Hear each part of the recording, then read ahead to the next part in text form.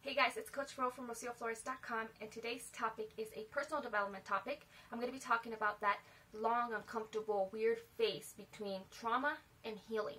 And I think this is a really important topic. But before I get started, I want to ask you guys to subscribe to my monthly newsletter. There I just share a little bit about what's been going on in my life, some stuff and that can relate to your life and your own journey, and I also share the posts that I've done throughout the month. I'm going to post the link below the video, so make sure that you get on there.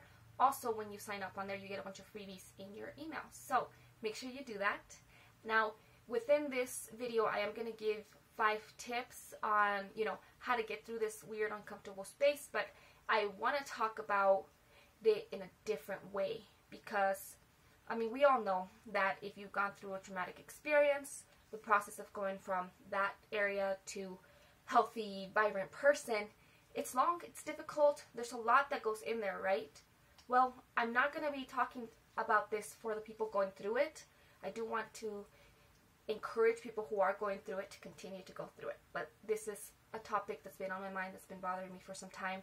And so I'm going to talk about it a little bit differently. So, first of all, this is what I'm trying to get at. There's a lot of these words that I've been hearing from all sorts of people that are leaders or in leadership, So, you hear all these personal development people, you hear marketers and coaches, you even hear politicians, pastors talking about this process of trauma and growth, and it's really freaking negative. What I mean by that, you hear a lot of victimhood and shaming and complaining about PC culture and using words like trauma and triggers in a negative way and calling people snowflakes and talking about millennials and how millennials are soft and talking about fear in a way that really doesn't describe the process in a correct way. So first, I want to point out the fact that a lot of the times when we're using certain words, our definition is not the same as somebody else's definition. And so while it may sound like two people are talking about the same thing, they're not. And I think that's a really, really huge issue in today's society because I hear these people who are supposed to be leaders, who are supposed to be helping people, talking about people who need that help in such a negative way that I don't think that they realize that that's who they're talking about and that that's who they're affecting, and the people that they're trying to affect are not being affected because they're using terms that are words that make sense in one way to one people and a different way to another people. Okay, that may sound confusing. So let me kind of get back to it. Let's say you're somebody who is going through a growth process. Maybe you've gone through something difficult, so you have to go through that process of changing to get to a healthier place, right? Me, for example, I like to talk about little things. When I'm talking about my posts, when I'm doing content, I'll share like little changes that I've gone through, right? So maybe I'll talk about my confidence and things that I've had to go through with changing my confidence or my health, or I talk about things of having to do with self-esteem or my social issues, that kind of stuff, right? Those are considered little issues, at least, in the grand scheme of things. For people who have gone through a lot of really difficult struggles in their life, for somebody to be online talking about how they don't have confidence and now they do, blah, blah, blah, that seems, annoying. It can seem like, really? You don't even know anything about life. Like, just wait till life gets difficult. I've heard that one a lot. And that's where that comes in, where these people who are supposed to be leaders are looking at a lot of people who are going through these weird changes in their life and their confidence and they see it as unimportant, right? You're acting like a victim. You're being a snowflake. Everything triggers you, etc., right? And what I think there's a misunderstanding between why our generation is coming out and talking about these things online, in public, about things that maybe seem very, very minute and unimportant. But they're rooted in issues that are much bigger and are not talked about. So a lot of these bigger issues that cause us to, in our daily lives, talk about our confidence and our self-esteem and beauty and health and socializing and blah, blah, blah, blah, blah, right? These big issues are rooted in things like abuse and assault and poverty and drugs and major life issues like death that changed our lives, that traumatized us for some people their entire lives. there's a lot of people who are coming into these spaces needing help, right? I came out of a home with domestic violence. I experienced abuse. I experienced assault. I've experienced many, many things that were very, very difficult and are still incredibly difficult to talk about. And those aren't things I share with people. I don't talk about those stories. I don't share those stories openly and freely with just anybody because we don't always feel safe with everybody. But the effect of those issues presents itself on our daily lives, in our daily basis, with small, tiny little dumb things, right? A girl who was abused is going to look in the mirror one day and see herself, and maybe she's wearing an outfit that doesn't look flattering, and she'll automatically think, oh, you look so ugly, and then that ugliness brings her back to that feeling when that one person told her that she was an ugly whore that nobody's going to love ever.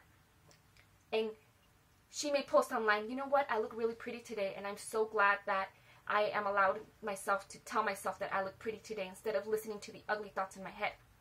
And then maybe somebody in a different generation, or somebody who hasn't gone through anything like this, or who hasn't understood that kind of pain, is going to look at that post and think, oh my God, what a vain little girl, have all sorts of opinions, really, and shaming to give that person. Look at her acting like a victim. Look at her acting like a snowflake. Look at her being so triggered.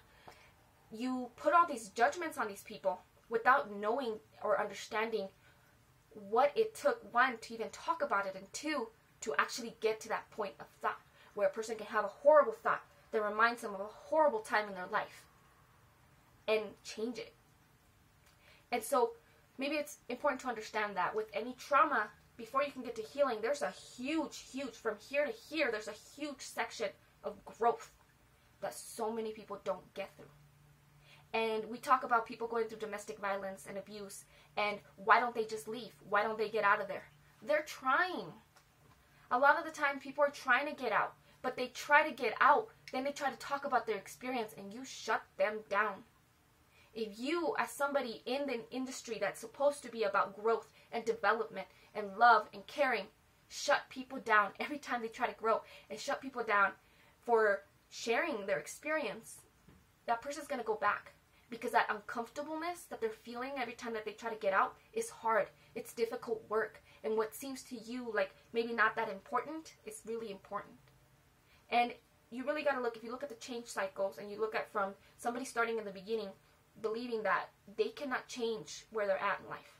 Whatever they're experiencing, whether they're having an abusive partner or an abusive parent, or they're being assaulted, or they're living in poverty, or they're addicted to drugs, or they're living with somebody who's addicted to drugs, and they don't believe that it's even possible to have a reality that's different. Then they move forward to, wait a minute, I think maybe it is possible. Other people have done it. To, maybe I can do it. To, let me try to actually doing it, right? There's those steps in the cycle. Well, if they're trying to get to that point where they're like, I think I can do it, and they try to get out, and they share their story, which is a huge part of it, and you shut it down, they're going to go backwards. Because that uncomfortable feeling, that horrible, horrible feeling of being judged and shamed for something that's not even your fault is horrible, and it's very difficult to go through, and most people don't. This is why people go back to drugs, why people go back to their abusers, why people go back to their old bad ways. We live in a society that maybe we put a whole lot of fault on people for going through difficult times. And sometimes it is a person's fault, sometimes it's not. Sometimes people are in a very difficult situation. You don't know that. You have no idea why people are in the situation that they're in until you talk to them, until you ask them what's going on, until you're there for them and actually willing to give them a safe space to talk about those things so that they can move past them in their life. And yes, we also live in a culture where a whole lot of people have not gone through any of that. We are living in one of the safest times in society where most people haven't been hurt in those horrible ways. And so it's really difficult if you're somebody who's never gone through that kind of pain to understand the process somebody else is going through and to be helpful. And it's also very difficult as somebody who has been through it, who's on the other end, to remember what it was like and to, not want to shake the person and be like, come on, just get out of it. So because the person is going through that really difficult space. You have to understand that what looks like to you as being whiny and crying and complaining and, you know, being a snowflake or being an entitled millennial, what looks like to you like just another kid complaining is a person fighting, trying to get out of it, trying to get through that cognitive dissonance of what's going on, what is this new identity, this new life that I'm trying to navigate, this new world. Because you got to understand that a lot of us who grew up in very messed up lives walked into the normal world that you guys are living in and don't have any idea what's going on. Because when I first left my home, I remember my first job, I mean, what were jokes to other people, I didn't understand them. Some of the things they would tell me, like, I can't believe you've never done this. And I was like, what do you mean? Like, people do that? Like, there was so much that I didn't understand about what normal people do on a daily basis, of how normal people live their lives, how normal people interact with others, how people make friends, how people make relationships work, how they focus on their health, how they focus on their finances. Everything was different because I hadn't been taught those things. I hadn't been taught to live in the real world. I had been taught to live in this very, very different environment. And it's taken me years, and I mean, at this point, I still have a lot of work to do. It's easier now to recognize where I want to be. But in the beginning, I didn't even know that I was sent in the right space. I didn't know that what was normal for me wasn't normal for others, right?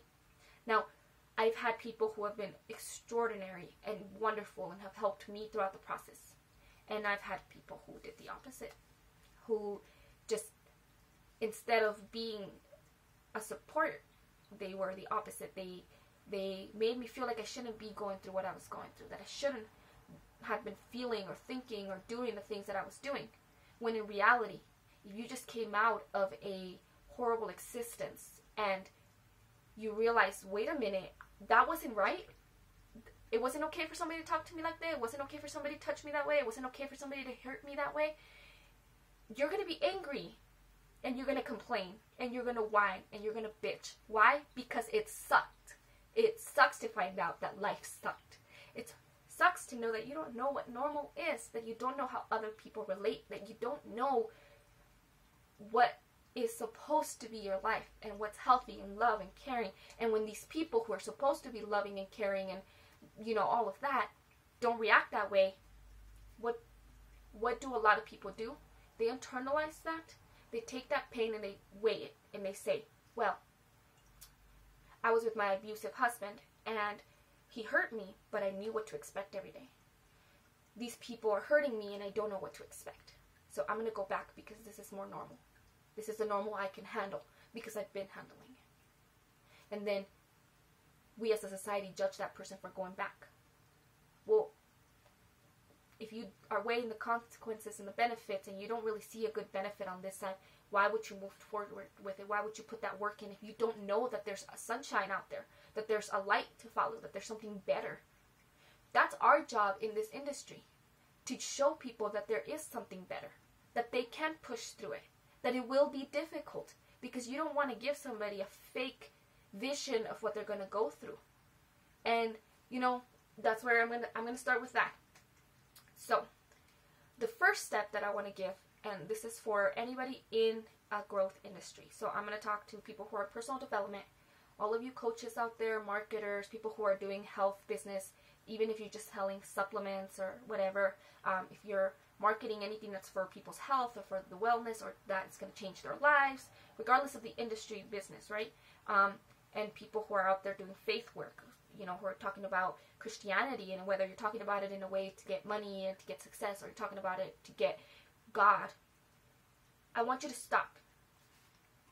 For a second, I want you to stop and think about what you're doing and how you're marketing yourself.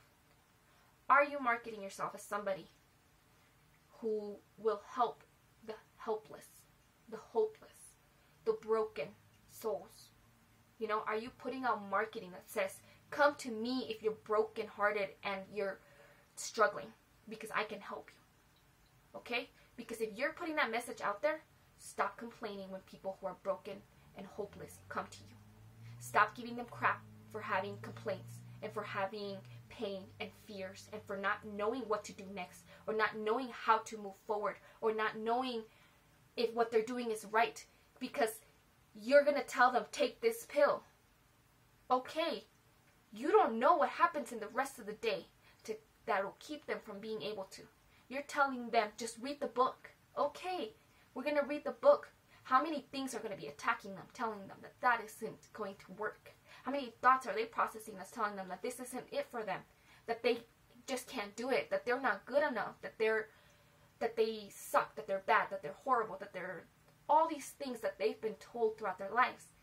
Those thoughts are there, keeping them from taking the action that you are calling uncoachable because they're not taking. You, as a coach, should be figuring out first and foremost where the person is currently, where they want to be. If you're just assuming that they want to be there and you're going to take them there without actually taking the time to recognize, does this person have the tools? Do they have the framework? Do they have the worldview? Do they have the thoughts and the emotional control? Do they have, how much work do they need to do to be able to get to step one? Because not everyone's starting at step one. And I think in this industry, we get caught up on making the sale. We get caught up on, you can do this. Yeah. All you got to do is pay my $1,000 program and I'm going to make you rich. And people buy that because they think, look at all these other people who are doing it, right? I must be able to do that. This person's telling me I can do that. So I'm going to give you my money and I'm going to do it. And then they can't. And then the coach will say, well, that person wasn't coachable. Or that person wasn't, they just didn't have it in them, or they just didn't do the work. Was it them? Are you assuming that this person has everything at their, everything in front of them that they need to do this, and that they're just choosing not to? Because there are people out there. There are entitled millennials out there who have never struggled, who have never seen pain in their life, who maybe don't do the work, and you see that and you judge that and you think, well, that's what they're all doing. That's where all these people who coming to me who didn't do it must not have been wanting to do it. Instead of recognizing that a lot of the times, in order for people to be able to use our products and to use our information, is to give them, help them figure out what it requires to do it, right? And so you got to understand that if you're putting out this giant sign, like the Batman signal saying, I'm here to help you, you can't be surprised when people who need help come to you. So, be honest with yourself about what you are willing to do for people. If you only want the people who are ready, who are determined, who have the skills and abilities, and who aren't going to have any issues, market yourself that way. Because I've paid for programs that I wasn't ready to do. Because I've gone through with people and coaches who didn't care to figure out why I struggled. They just kind of told me, well, you should be able to do this. Okay, well, obviously I couldn't at that moment because there was something else keeping me from doing it. And looking back now, I am glad that I have that experience, because now I can recognize where if somebody's struggling, there's a reason. People don't struggle just because they want to struggle. Most people don't. And it's your job as somebody in that leadership position to figure out which one they are. So, on that note, figure out and be honest with your marketing. And if you decide that you're going to keep that light up and you're going to keep that sign up, you better fucking do it. You better actually care about the people enough to help them, to change them, to help them go through that process. And learn coaching, learn the actual steps of what coaching really is. Not just calling yourself a coach and selling products, because it's not just that. There's so much that goes into the industry that it's not just selling products. You need to actually be willing to be there for the person and help them and create a different worldview for them. Now, it does take a whole lot of work on their end. So, on your end, the second tip I want to give is ask questions. Ask the people that you're about to hire whether you're about to buy a supplement for your health, because you know that your health is a big issue, right? So, you're going to buy a product, or you're going to buy coaching, or you're going to buy a book, or you're going to go to a leader in your community. Ask questions about who they are, what they do, how long they've done it, who they usually help. Be okay with asking questions, because you need to feel safe. You need to feel that this person cares, that this person actually is going to help you through this, that this person's actually going to, give a shit about you. And the moment that you open up to them and they don't, you're going to fall back. It's going to make you be like, wait a minute. Why did I do this? And it's going to give you this really big feeling. And you really don't know if somebody is 100% there for you. And I would hope that everybody you come across becomes a person who's going to be there and who's going to help you. But if you do end up opening up to somebody or trying to get help from somebody and they don't help you, don't let it stop you. Just continue. Because you might get that paralyzing feeling where all of a sudden, oh my God, I just did something really scary. And it didn't give you the result you wanted. I should give up. That's where a lot of people get to. You get to a point you're like, nope, I'm not doing that ever again. Because it's a horrible feeling, right? So don't stop. Keep going. Look for someone new. There will always be somebody there who can help you. And a lot of the times it's going to take time. It's a process, which means that, you might need to reread the same book or re-talk to the same person when you are in a different mindset, in a different part of your growth, in a different part of your journey. And they may be able to help you at different times for different reasons. I genuinely believe that God puts the right people in your right path when you need them. And that means that maybe you needed to hear something that made you feel horrible in order for you to question that. And for you to be like, I think I need help in this section, but I'm going to get it here. Because if you hadn't, then you wouldn't have gone through that work. Because it is work. It takes a lot of strength. It takes a lot of focus. It takes a lot of commitment. And it takes a lot of deciding not to go backwards. So, because it takes a lot, the third tip is to build a support system. So, both as somebody in the field helping people and as somebody going through that development yourself, build a support system of people who can be there for you when you need encouragement and inspiration and motivation. Be there for you when you need accountability and structure and somebody kick your ass. And, you need people who, you can actually go to. Because, we can all say that we have a support system and be afraid to talk to those people. You go to a group or you go to your therapist or you go to your friends, and if you find yourself not being able to say what you need to say, you got to question whether that's you keeping yourself from having the support system, or maybe that person's not the person you need to go to. So you really got to ask yourself who the people are that you can genuinely go to when you really feel like crap and you need help. Okay? The fourth one is just a mindset shift. Okay? So on both ends. So I'm going to start with, if you're going through the growth, understand that sometimes when people say shitty things, they're not talking about you. Like I said, there's an issue with definitions, right? And so they're talking about, offended of individuals. They're talking about people who are triggered easily or victims, and they're thinking of these people who have never gone through pain but are now claiming that pain in order to make political movements, right? So we hear that a lot in the news about, you got all these people who are marching for these rights and those rights who have never experienced oppression, etc. And you gotta understand that from the other side, it looks like it's just a bunch of entitled young people who are, never gone through anything. How could they? They're so young, right? And so when you hear leaders in your community talking about those things and giving that kind of a perspective, you gotta understand that they're not talking about you. They're not talking about the people who've actually been hurt, who've actually gone through pain, who are actually struggling. Most people are good, and most people will help people who they genuinely feel need help, right? The issue is that if they don't know you and they just see you as just any other person, they're not understanding who you actually are, right? And so don't take offense when people say things that are offensive. They're going to do it. It's going to happen your entire life.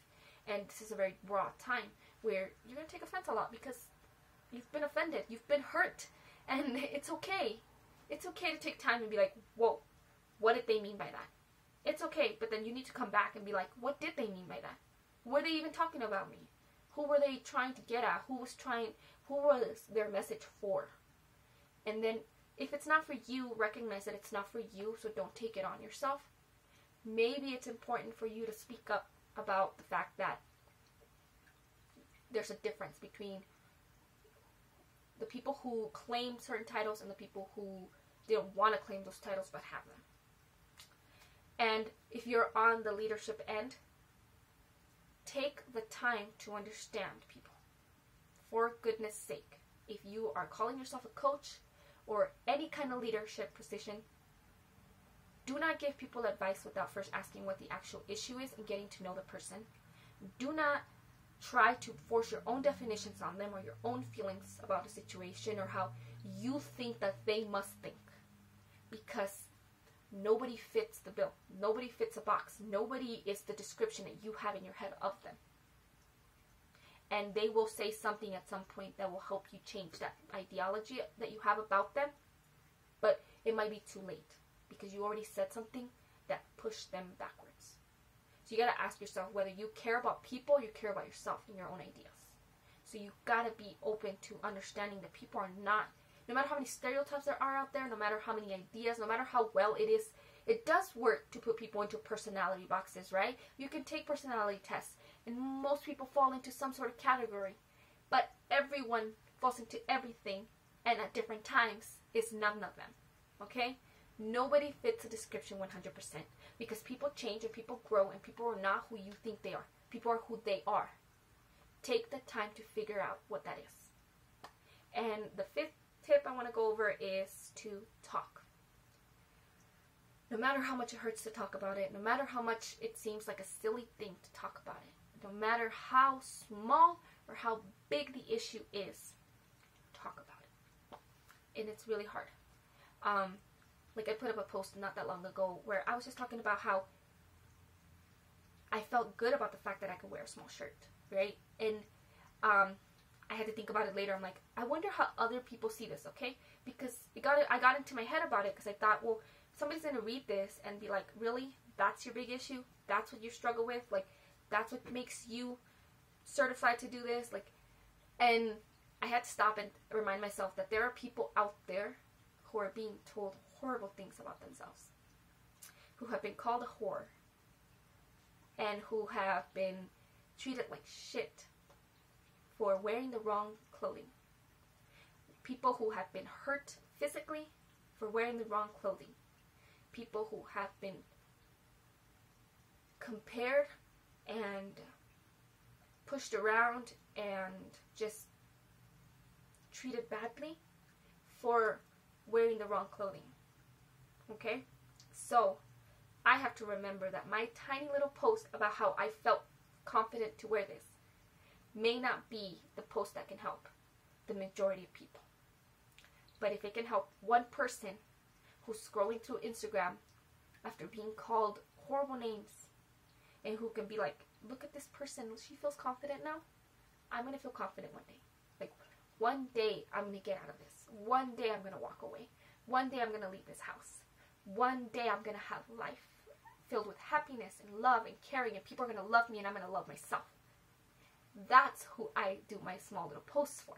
And that's who you should do your posts for. Whether you're doing, individual conversations, or you're doing posts online or blog posts or videos, or you're speaking on giant arenas, don't stop sharing your story just because it might not hit the target on people who have never experienced what you've experienced. Because your aim should be to help the people who are going through what you have gone through. And every person's story is unique. So that means that even if the majority of domestic violence victims haven't gone through what you went through, your story might hit somebody. And maybe not everyone that's gone through addiction has gone through the exact same things you did, but your one thing that you share might hit one person out there. So you don't know who you're impacting. So don't stop sharing your story. Don't stop sharing your journey. It's not just about you. It's about everyone. And it will help you too. Because you can look back. Now with Facebook we got memories and we can read our posts. And I read mine from like 4 years ago and I'm like, oh my god, I was so stupid. But at the same time I'm like, man, I've come a long way. Like damn, I can really see that difference. Like that song, it's one of the Christian songs that from the east to the west. It talks about how far away the east is from the west now, and you can really look back and see, oh my god, that's where I was. This is where I am now. Like, it's so amazing to see that difference, and it's worth it to see that difference. But it's not easy. It's not quick. It's not fast. It won't happen on its own. You gotta put in a lot of work. You gotta talk to people, and you gotta read books, and you gotta go to therapy or support or peer groups or coaches or products, you don't know what's going to affect you if it's an Instagram post, or you have to get on medication, or you have to turn your life to God. But you will and you can get from this point to this point.